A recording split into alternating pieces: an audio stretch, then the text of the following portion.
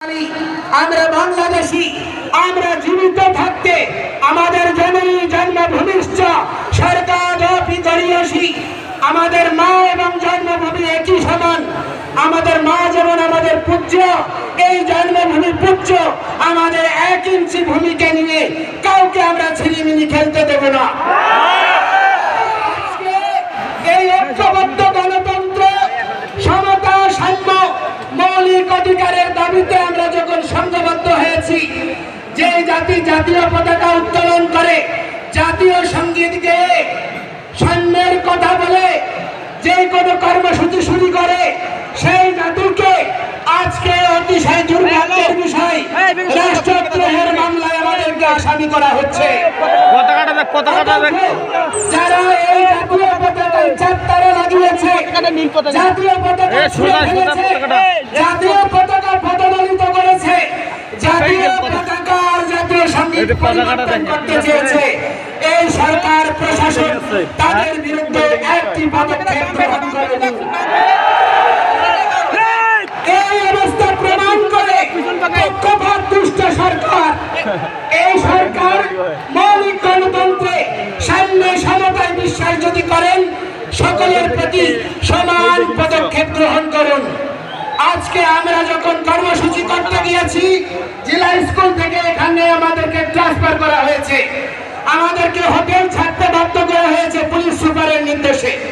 আমি বলতে চাই, আজকে ডিসি মহোদয় বলছে রংপুরের লোক না হলে নাকি কথা বলা যাবে না। আরে ভাই, তুমি আমার টাকায়, আমার ট্যাক্সে তুমি চাকরি করছো।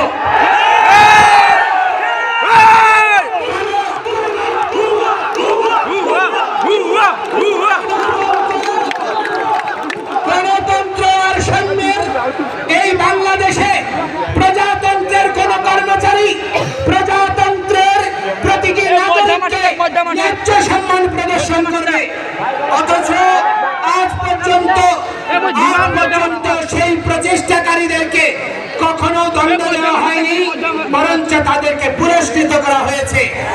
এই অবস্থা আমরা মেনে নিতে পারি না। এই ডিসিকে অবিলম্বে প্রত্যাহার করতে হবে।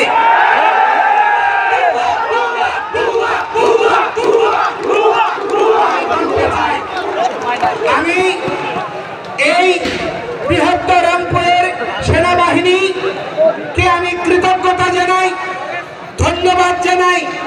যেখানে যেখানে প্রতিবন্ধকতা হয়েছে, তারা তৎক্ষণাৎ ব্যবস্থা নিয়েছে এবং তাদের ব্যবহার ছিল অত্যন্ত মার্জিত এবং সৌহার্দ্যপূর্ণ। অথচ আমরা সেনাবাহিনীর কাছে দাবি করব, সেনাবাহিনী বা প্রশাসনের যে একটি ক্ষুদ্র অংশ চট্টগ্রামে হাজারীগালির ঘটনায় অনেক নিরীহ হিন্দুদেরকে নির্যাতন নিপীড়ন করেছে, বিচার বিভাগীয় তদন্তের দ্বারা তাদের শাস্তি নিশ্চিত করে, যারা প্রকৃত অপরাধী তাদেরকে চিহ্নিত করে সেই সমস্ত ব্যবস্থার স্থায়ী নিরসন করার। আজকে এইখানে রংপুরে সমাবেশ হচ্ছে, এখানেও সাবোটেজ তৈরি করে হিন্দুদেরকে আক্রান্ত করার প্রচেষ্টা হতে পারে। আপনারা সকলে সাবধান থাকবেন।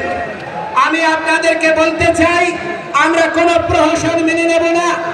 আমাদেরকে জেলে নেবেন, 3 কোটি হিন্দু জেলে যাওয়ার জন্য প্রস্তুত আছে। জেলখানা তৈরি করুন।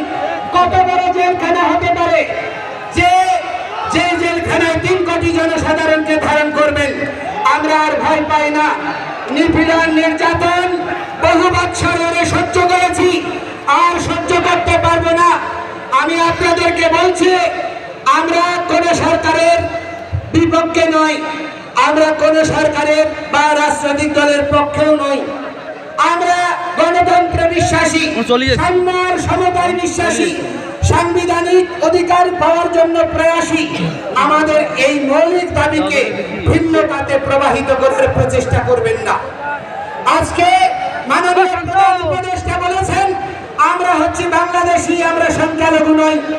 যদি আমরা বাংলাদেশী হই, 15,000 কোটি টাকার বরাদ্দ যে ধর্ম মন্ত্রণালয়ে, সেখানে কি করে 200 কোটি টাকার থোক বরাদ্দ হতে পারে 3টা ধর্মাবলম্বীর জন্য? সেখানে কি সমতা প্রদর্শিত হয়েছে। আজকে আমি অনুরোধ করছি আমাদের এই সম্মিলিত জাগরণী জোট থেকে আমরা একটা ইমেল অ্যাকাউন্ট ঘোষণা করব। এই ইমেল অ্যাকাউন্টে আপনারা সর্বত্র যত বাংলাদেশের ধর্ম অবমাননার দায়ে যত ভাই বোনরা মামলা আক্রান্ত হয়েছে তাদের মামলার কপি এবং তথ্য আমাদেরকে সরবরাহ করবেন। আমরা বলতে চাই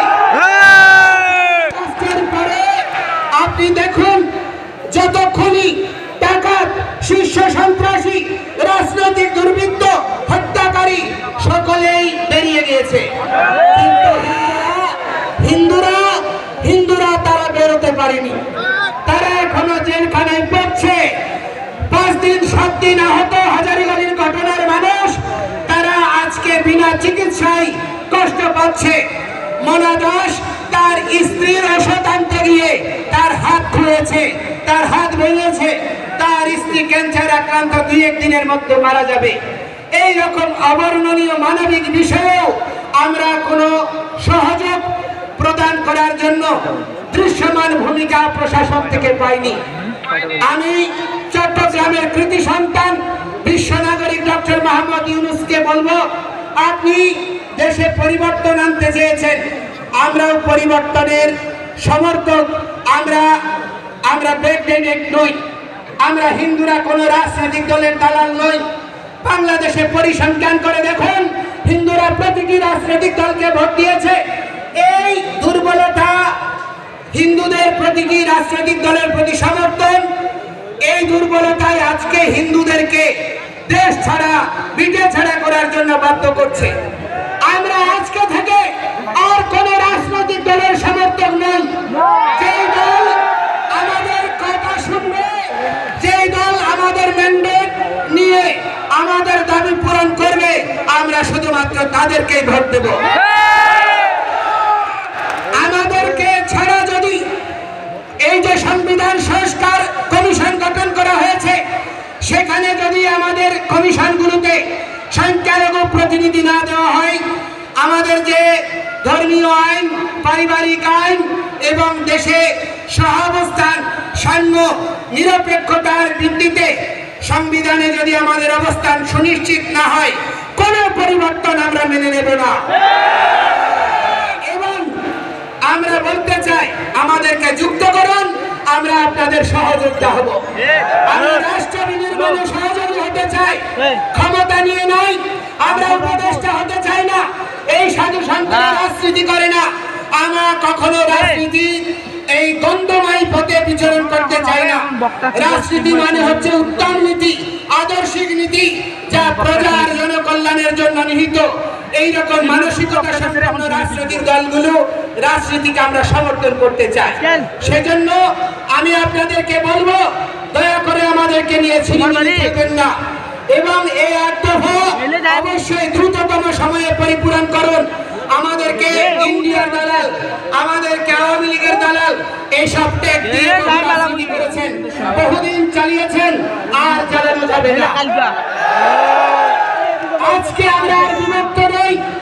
আজকে নারায়ে তাকবীর, আল্লাহু আকবার, এটি আল্লাহর পবিত্র নাম। এটি যদি জামায়াত ইসলামী নিলে দোষ না হয়, এটা সৌদি আরবের যদি স্লোগান না হয়। জয় শ্রীরাম আমার প্রভুর আরাধ্য নাম, আমার আরাধ্যের নাম, আমার ভগবানের নাম, আমার প্রভুর নামকে কি করে তোমরা ভাই আরএসএস এর ট্যাগ দিচ্ছ, বিজেপি ট্যাগ দিচ্ছ? এটা কি ধর্ম অবমাননা নয়? আজকে আমি বলতে চাই, এই সীতাকুণ্ড বাংলাদেশের ঐতিহাসিক তীর্থভূমি, ভগবান শ্রীরামচন্দ্র সীতার সঙ্গে জড়িয়ে রয়েছে। এই বাংলার সঙ্গে অযোধ্যার রাজ্য জড়িয়ে ছিল, তাহলে রাম কি এই বাংলার নয়? তাহলে ভগবান শ্রীকৃষ্ণ তিনি এই দিনাজপুরে এসেছেন, পাণ্ডবদের সঙ্গে অজ্ঞাতবাসে বিরাট রাজ্যে যোগদান করেছেন, তিনি কি এই বাংলার নয়? আমার ধর্মকে নিয়ে কেন রাজনীতি দেওয়া হচ্ছে? আজকে আমাদেরকে জঙ্গি বলা হচ্ছে। কারা জঙ্গি?